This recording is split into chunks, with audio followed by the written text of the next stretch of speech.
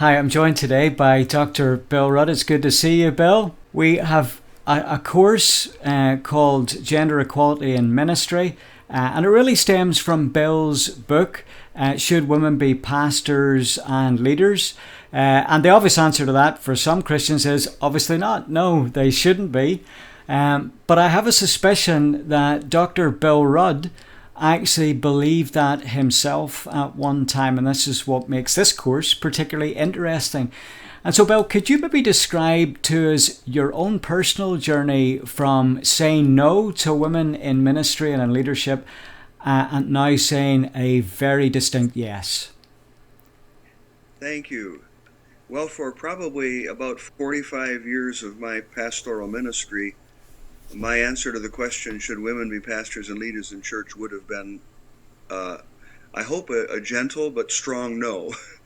I'd like to think I was a gentle complementarianism, but that'd be self-deceptive.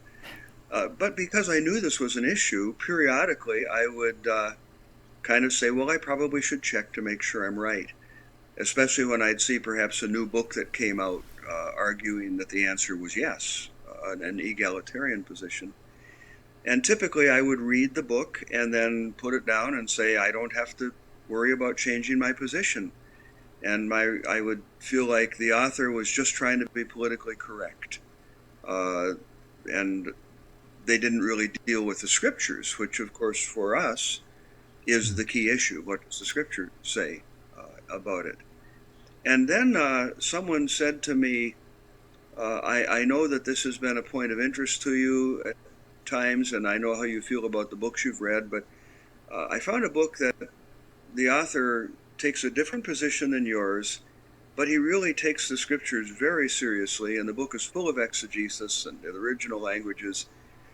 And so I thought, to be integrous, I probably should take a look at it. It was one of Stanley Gren's books. And it was stunning because he was not just trying to be politically correct. He was dealing with the text. And he was calling my attention to things in the text that somehow I had never looked at. And frankly, I think this was an area where, because the English translations, most of them and the ones that I used, seemed like they were so clear in a couple of the key passages in 1 Timothy 2 and 1 Corinthians 14, that I never did the kind of exegetical work that I did with every sermon I preached. I hadn't really seriously looked at the Greek words and what they meant and what they were housed in other biblical contexts. I hadn't looked hard at those two passages and looked at the theme of the chapter and the book, or the historical background or the cultural background. And so I was kind of forced to say, wow, I better look at this more carefully. And that launched me into a multi-year journey. Obviously, because of all of the busyness of life and ministry, I couldn't put it totally on the front burner. So it stretched out over a number of years, and I was studying the scriptures, just on their own. I was reading on both sides of the question because I wanted my thinking to be challenged by views of both ways. And as I was coming very close to a conclusion and being in a place of having to say, I'm so sorry, I was wrong, and here's why, we were at a particular point in the life of our church when I challenged our staff and elders to consider making a study of this question together, and mapped out what that study might look like. And so we spent 6 months as a team of the staff and as our lay elders looking at this topic together. And we would make assignments for different ones to make presentations about different passages or aspects of the question, and then we'd discuss it. And so during that time, it was just crystallizing and reaffirming what I'd been finding. And the white papers that I prepared for that study that we were making, doing theology and community, which I don't think we do enough of, actually those white papers became the basis of the book that I then wrote over a course of several years, in which I was forced by the scriptures to say, should women be pastors and leaders in church? Resoundingly, yes. And I realized then how many parts of the scripture I had interpreted through my bias, and I had read things into the text, especially in Genesis chapter 1 and 2 and 3, and how I was kind of like a kitten whose eyes were coming open and seeing the scriptures in a whole different way because I'd taken off my prejudice glasses. And Bill, what was the sort of response from others that you were contemporary with in ministry in relation to the change of position? Well, probably unsurprisingly, it was mixed, but more in a certain direction. There were, of course, people who were thrilled. You know, maybe many of them had been closet egalitarians because it just wasn't acceptable to speak otherwise. And certainly there are people who didn't have a strong opinion, but were very open and appreciated the study. But unsurprisingly, dear friends, especially ministry friends, pastors, a majority responded initially very negatively. And what was frustrating to me, and if I know my heart, it had nothing to do with my wanting to sell books, but I was stunned by the number of people who said, this is heresy. I don't even need to read your book. You know, the scriptures are so clear on this. And I would do my best to try to say, please just look at it and interact with me about whether I've exegeted the scriptures correctly. And so many of them were unwilling even to engage at any level because they were so strongly committed to their position. And I understand that. I held that position for more than 4 decades, and I accepted what I'd been taught. I accepted what appeared on the surface of the text to be there.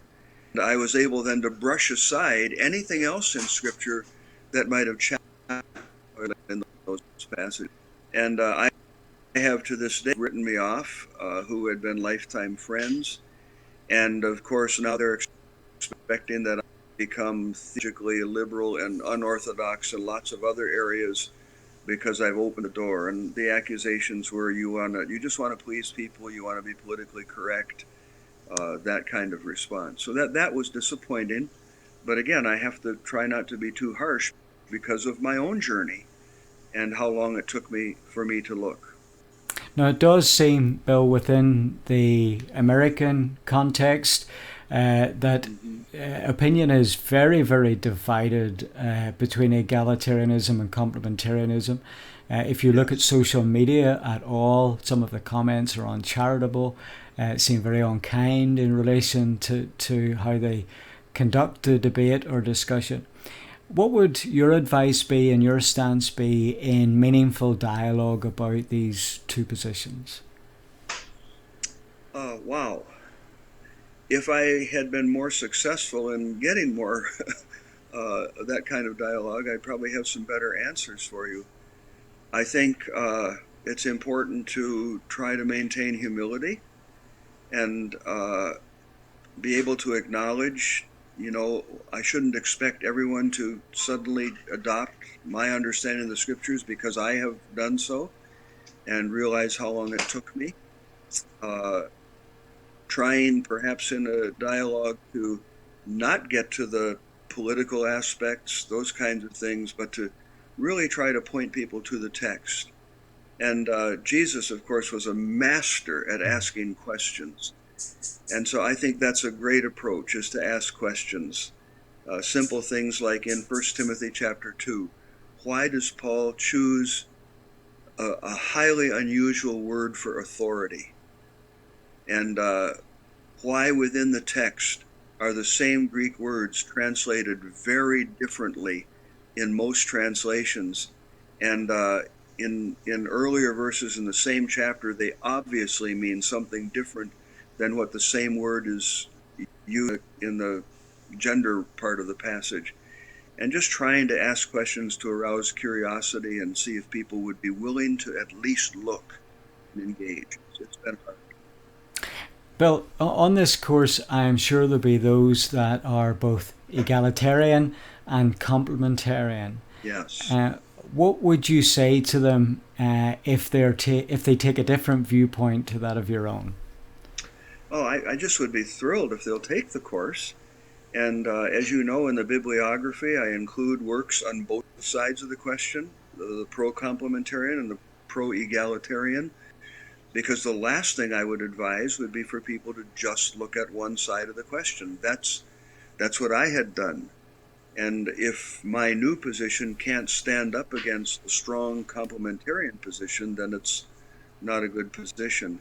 So I would hope that people would, take the class with an open mind, look at the things that are presented, but also they certainly are not going to be graded on whether they agree with the professor in their conclusion.